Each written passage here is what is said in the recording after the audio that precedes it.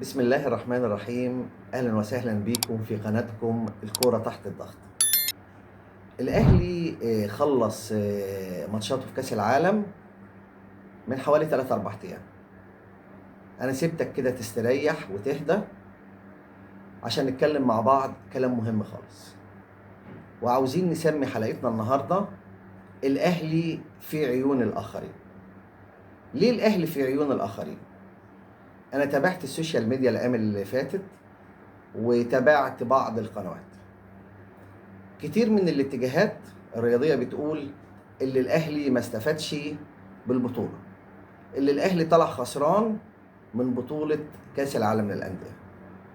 طبعا عايزك كده إيه بقى، تروح تعمل كوباية شاي أو فنجان قهوة وتركز معايا كده وتيجي تسمعني كويس خالص. بس أنا هرجعك موسم فات. بداية الموسم اللي فات الأهلي خسر الكأس الإفريقي قدام الزمالك، والأهلي كان أداؤه باهت. بعديها الأهلي كسب السوبر المصري برضه قدام الزمالك بضربات الترجيح، برضه بأداء باهت. جه الأهلي خسر بطولة إفريقيا في الدور اللي قبل النهائي على أرضه وسط جمهوره في أداء سيء. كمان الأهلي الموسم ده خسر قدام باتشوكا في كأس العالم للقارات بضربات الترجيح. كمان الأهلي خد الدوري العام.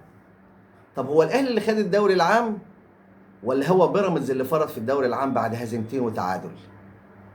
طيب لما نيجي نشوف المحصلة بتاعت الأهلي الموسم ده، هنلاقي الأهلي الحاجة الوحيدة اللي خدها هي بطولة السوبر المصري في أول الموسم وبطولة الدوري العام في آخر الموسم. بس أداء الأهلي طول الموسم ما كانش مقنع لحد.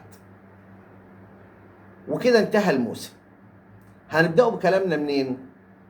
من الصفقات والمدرب الجديد وكأس العالم للأندية. الراجل مسك الفريق قبل بطولة كأس العالم بحوالي أسبوعين. سافر بهم أمريكا وهو تقريبا ما يعرفش أسمائهم. راح لعب ماتش ودي قدام باتشوكا والأداء ما كانش أحسن حاجة. يعني لا عرف لعيبة ولا حصل تجانس بين الفرقة ولا حصل تجانس بين الصفقات الجديدة والصفقات القديمة. طيب هيبقى لنا في الجزئية دي حاجة مهمة خالص، هي توقعات وتطلعات جمهور الأهلي العظيم. جمهور الأهلي دايما عنده تطلعات. إيه التطلع بتاعه؟ الأهلي في النهاية قدام أي فرقة أو على منصة التتويج. طيب دخلنا كأس العالم للأندية وإيه اللي حصل؟ تعادلين وهزيمة. طيب نيجي نشوف بقى الأهلي عمل إيه في كأس العالم. ركز معايا واشرب شايك وقهوتك كده وبص لي كويس واسمع الكلام اللي أنا هقوله لك عشان محدش تاني هيقوله لك. الأهلي خلال البطولة كسب 12 مليون دولار. كمان قيمة وسام التسويقية وصلت 12 مليون دولار.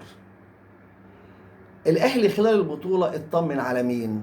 على محمد بن رمضان، على أشرف بن شرقي، على تريزيجيه، على أليو ديانج، على بيكام. طيب إيه اللي حصل كمان في البطولة؟ اللي الأهلي عرف اللعيبة اللي هتكمل معاه واللعيبة اللي مش هتكمل معاه. في البطولة ذاتها الأهلي لعب 3 مباريات قوية جدا ل3 مدارس مختلفة. الأهلي لو كان عمل معسكر وحب يلعب ال3 فرق دول كان هيدفع كتير خالص. كمان الأهلي خلال البطولة لعب في أجواء صعبة جدا، درجة حرارة عالية ودرجة رطوبة عالية. ألا درجة الحرارة والرطوبة دول ما بتفكرناش بأجواء إفريقيا اللي كانت بتخسرنا ماتشات كتير؟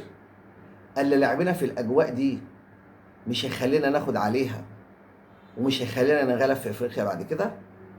طيب إيه كمان اللي الأهلي استفادوا من البطولة؟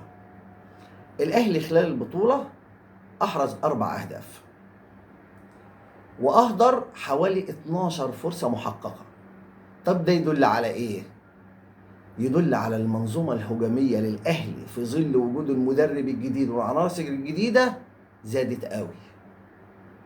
طيب كل الحاجات اللي انا بنقولها دي استفادات من كاس العالم ولا مش استفادات؟